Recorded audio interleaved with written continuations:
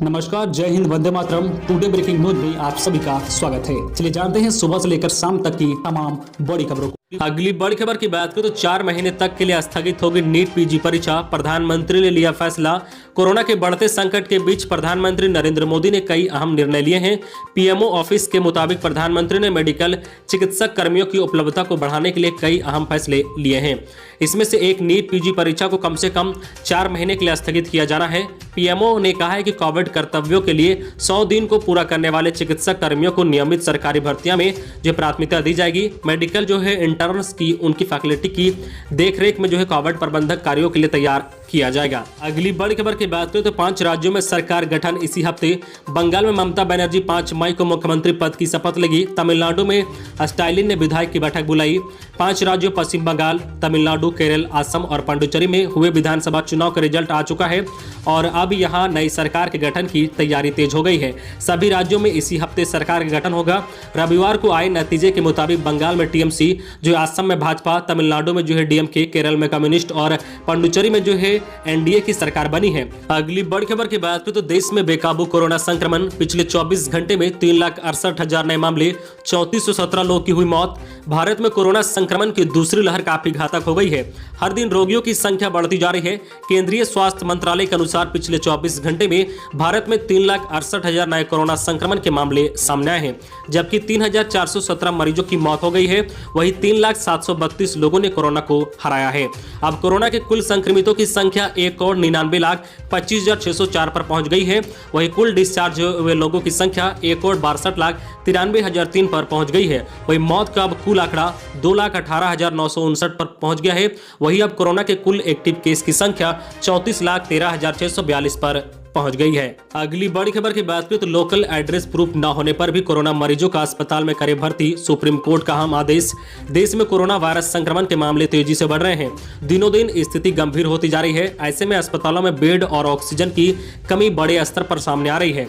इसी बीच supreme court ने जो कोरोना संकट के मामलों का संज्ञान लेते हुए इस संबंध में अहम आदेश दिया है। सुप्रीम कोर्ट ने कहा है कि अगर किसी मरीज के पास किसी राज्य, केंद्र शासित प्रदेश का स्थानीय पता प्रमाण पत्र या आईडी प्रूफ नहीं है तो भी उसे अस्पताल में भर्ती करने और जरूरी दवाई देने से मना नहीं किया जा सकता है। सुप्रीम कोर्ट ने केंद्र सरकार से इस संबंध में 2 हफ्ते के भीतर अस्पताल में भर्ती होने संबंधित राष्ट्रीय नीति लाने को भी कहा है। अगली बड़ी खबर की बात करें तो सुप्रीम कोर्ट की केंद्र को सलाह। कोरोना को रोकने के लिए दोबारा लॉकडाउन लगाएं, वैक्सीन पॉलिसी पर विचार करें। देश भर में इन दिनों कोरोना वायरस के संक्रमण के चलते हाहाकार मचा है। हर रोज करीब 4 लाख के नए केस सामने आ रहे हैं। लिहाजा जो है देश में मौजूदा हालत से निपटने के लिए सुप्रीम कोर्ट ने केंद्र सरकार को कई अहम सुझाव दिए हैं। इसके अलावा उच्चतम न्यायालय ने वैक्सीन की खरीद पॉलिसी को फिर से जो है रिवाइज करने को कहा है। कोर्ट ने कहा है कि अगर ऐसा नहीं किया गया तो सार्वजनिक स्वास्थ्य के अधिकार से जो बाधा उत्पन्न होगी, जो संविधान के अनुच्छेद 21 का एक जो है अभिन्न अंग है। अगली बड़ी खबर की बात करें तो व्हाट्सएप पर पाएं कोरोना वैक्सीन सेंटर की जानकारी। बड़ा आसान है तरीका। हमारे देश में कोरोना वायरस संक्रमण के नए मामले लगातार बढ़ते जा रहे हैं। हर दिन लोग के संक्रमित होने और मौत के आंकड़े डरा रहे हैं। वहीं लाखों की संख्या में संक्रमण से ठीक होने वाले की खबर राहत देने वाली है। ऐसे में लोगों को वैक्सीन लगाने का प्रोसेस काफी तेजी से चल रहा है। 1 मई से 18 साल के ऊपर के लोगों को वैक्सीन लगाने की प्रक्रिया शुरू हो चुकी है। ऐसे में अगर आप अपने आसपास कोरोना वैक्सीन सेंटर की तलाश कर रहे हैं तो हम आपके लिए अच्छी खबर लेकर आए हैं। जो है my government corona help desk अब आपको जो है व्हाट्सएप ऐप पर आपके नजदीकी जो है वैक्सीनेशन सेंटर की जानकारी देगा। माई गवर्नमेंट इंडिया ने अपने ट्वीट हैंडल पर पोस्ट कर कहा है कि जो है इसके लिए यूजर्स को 9013151515 पर नमस्ते भेजना होगा। इसके बाद जो है चेक बॉक्स आपको ऑटोमेटिक रिस्पांस देगा। अगली बड़ी खबर की बात करें तो कोरोना मरीज न करे या बढ़ जाएगा कैंसर होने का जोखिम। एम्स के डायरेक्टर ने दी चेतावनी।